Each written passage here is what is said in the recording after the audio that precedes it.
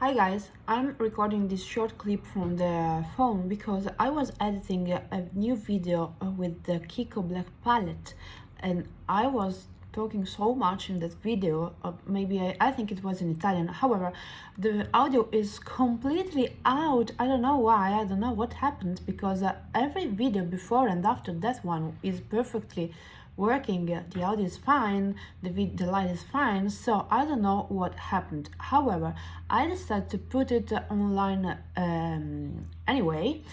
So the video will be a double speed without any audio. I will put some music on top so you can listen something, but just to show you how the palette is performing. However, I have another video with the same palette that will be up in the next days. I just need to edit it, and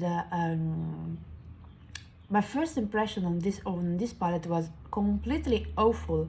The purpley shade is it's terrible. Let me say it's terrible. The pinky also, the fuchsia one, is not so good. When you are blending them, they are quite disappearing.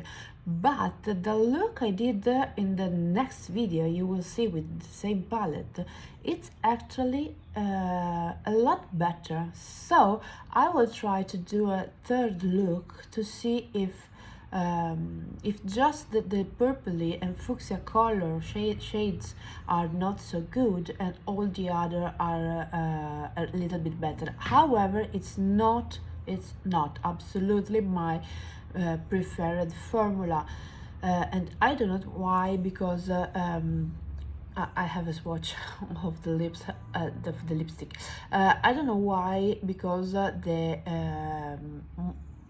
the new collection from KIKO, it's actually very good. So if you're wondering, I'm wearing Glam Shop makeup today. I've just recorded a video about, and you will see online sometimes in the future. So if you're new here, my name is Cristina.